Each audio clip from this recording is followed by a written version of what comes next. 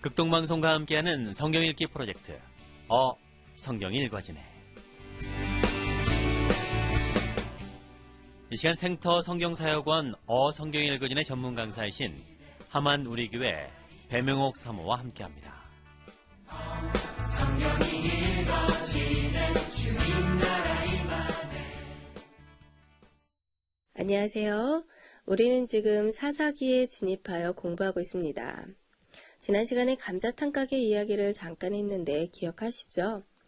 감자탕 가게를 오픈하기 위해 상가를 계약하고 인테리어를 하고 식탁, 의자, 주방 물품 등을 완비하고 감자탕 재료들을 준비하는 등 많은 시간과 수고가 있어야 했어요. 감자탕 가게 주인은 왜 이렇게 많은 애를 썼죠?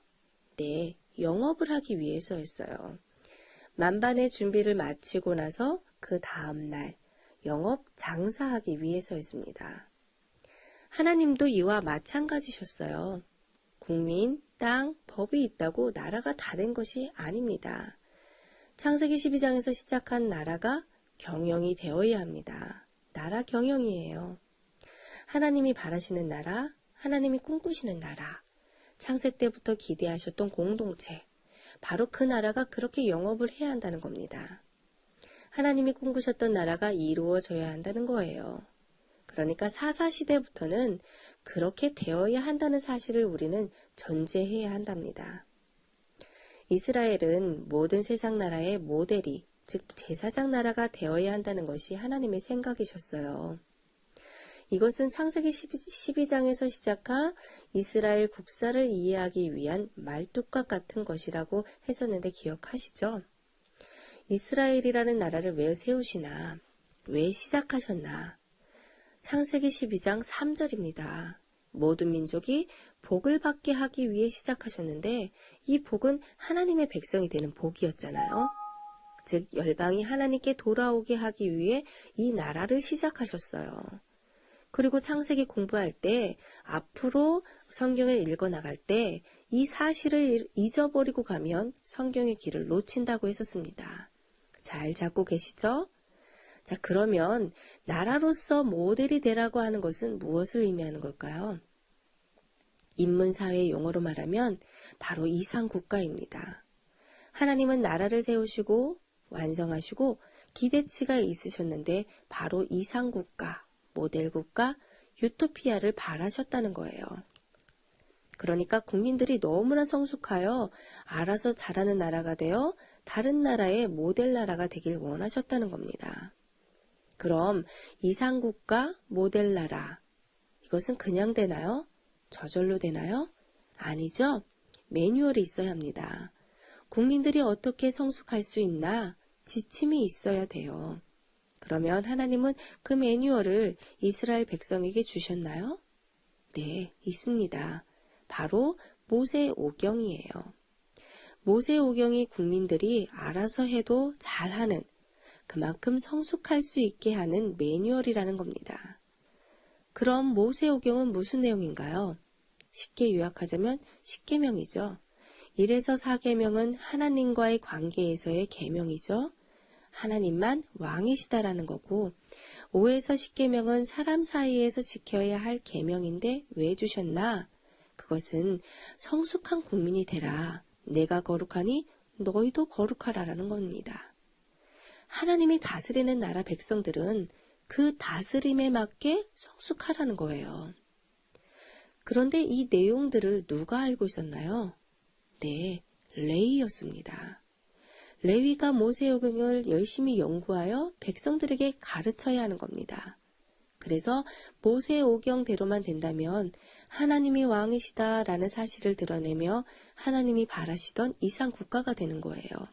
그러니까 다른 나라에서 이스라엘을 볼 때 이상한 거예요. 이 나라는 이상해. 나라에 왕이 없는데도 나라가 잘 돼. 도대체 비결이 뭐래?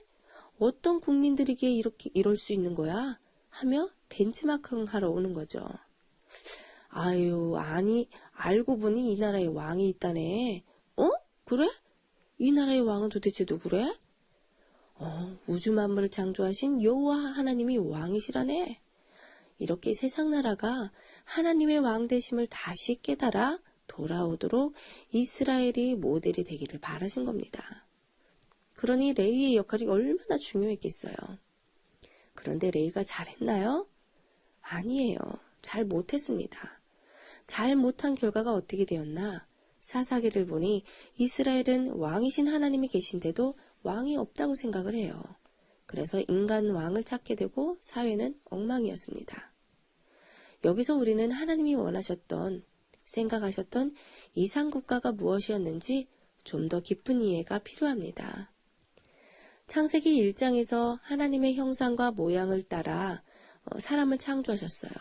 그리고 사람 하나가 아닌 하나님의 사람 창조의 목표는 공동체였습니다. 실제로 창세기 12장에서 아브라함을 부르시더니 국민도 만들고 법도 주시고 땅도 주셨어요. 그러더니 정말 국가가 되었어요. 그런 다음 이 국가에 대한 기대치가 있는데 이 국가는 이상적인 국가가 되어야 한다는 거예요. 유토피아입니다. 그래서 이 나라를 시작하셨다는 거예요. 굉장히 무거운 주제입니다. 자, 성경은 그저 재밌는 이야기 있고 나은 사람을 위해 내가 힘들고 속상할 때 내 마음에 은혜가 되는 그런 성경 구절을 찾아서 나를 위로해주고 힘주는 그런 정도의 책이 아닙니다. 성경의 처음부터 범위는 세계예요. 모든 민족 열방입니다. 처음부터 국가라는 전제를 가지고 큰 선을 긋고 있는데 우리는 성경을 읽을 때 이런 것을 캐치하지 못했었던 게 문제였어요. 왜 성경을 읽으려고 하는데 안 읽어지나? 성경은 선이 굵은데 우리는 가느다란 선만 가지고 뭘 하려고 하니까 안 읽어진 겁니다. 우리가 오늘 내일 공부하라는 것이 뭐냐? 사사기의 전쟁 이야기 같은 그냥 읽으면 읽어지는 스토리 정도가 아니라요. 그것을 해독할 수 있는 도대체 성경이 지금 무엇을 말하고 있는지 해석할 수 있어야 하는데 그러려면 이상국가 이론이 어떤 것인지 좀 알아야만 합니다. 그래야만 성경이 이 세상의 모든 종교와 사상과 철학 중에 뛰어난 절대 진리이구나. 성경은 정말 진리를 얘기하고 있으며 성경은 하나님의 지혜이구나. 정말 그렇구나. 이것을 경험할 수 있는 겁니다. 자, 그럼 이상국가 이론은 무엇일까요? 이 세상은 혼자 사는 세상이 아니라 공동체로 살아갑니다. 그래서 고민을 해요. 어떻게 하면 잘 살 수 있을까? 모두 잘 살 수 있을까? 이상국가를 추구하는 거죠. 서로 유기적으로 아름답게 질서정연하게 협력하며 잘 살아가야 하는데 그러려면 방법이 있을 텐데. 자, 세계사 속에서 보면 꽤 유명한 정치인들이 그리고 사상가들이 이 명제를 가지고 고민했어요. 그저 자기 하나 사는 거, 내 식구 편안하게 잘 사는 거에 사실 대부분의 소시민들은 모든 시간을 쓰면서 살아요. 그러나 큰 사람들, 리더들, 지도자들 이런 분들은 가정을 넘어섭니다. 우리 사회 전체가 어떻게 하면 잘 살까? 자기 이익 때문에 사회가 잘 돼야 되는 데가 아니라 진심으로 모든 사람들이 잘 살 수 있는 사회가 올 수 있는가를 고민을 해요. 내가 중요하듯 다른 사람들도 다 중요한데 어떻게 하면 다 잘 살 수 있을까? 이런 거를 생각하는 고민하는 사람들이 있었는데요.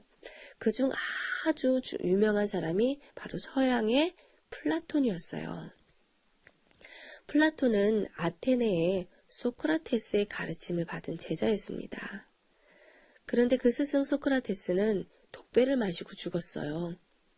악법도 법이다 라고 말하고 독배를 마셨습니다. 그러니까 원로원이 죽인 거죠. 민중들이 뽑은 원로원입니다. 그러니까 플라톤은 민중들에게 맡겼더니 결국 훌륭한 스승을 죽였다고 생각을 해요. 그리고 나라가 전쟁으로 망하게 되자 왜 우리 공동체가 이 나라가 망했나 고민하고 고뇌했어요. 왜 멸망할 수밖에 없었나? 결론은 훌륭한 스승 소크라테스를 죽였기 때문이라고 생각합니다. 너무나도 귀한 지혜를 가지고 있는 인격적인 소크라테스 같은 지혜자가 그 훌륭한 사람이 나라를 다스렸어야 했는데 민중들에게 주권을 주어 원로원을 뽑아 정치하게 했더만 그들이 오판을 했다. 그것이 문제였다라는 거죠. 그렇다면 어떻게 해야 하나? 어떻게 해야 이 사회가 우리 민족이 다시 잘 살 수 있나? 그러려면 이렇게 해야 한다. 라고 정리해 놓은 것이 바로 플라톤의 이상국가 이론이라고 합니다. 이렇게 공동체가 잘 살기 위해 고민하는 사람들이 있었는데 서양에서는 플라톤이 그랬고 동양에서는 그 즈음에 공자가 이 문제에 대해 고뇌했습니다.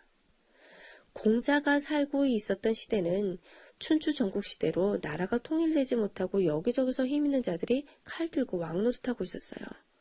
그러니까 굉장히 어지럽고 살기 어려웠습니다. 이런 배경에서 공자가 동일하게 나라를, 백성을 위해 이상국가를 제시하고 실제로 실현하라고 애썼어요. 자, 공자의 이상국가 다음 시간에 이어집니다.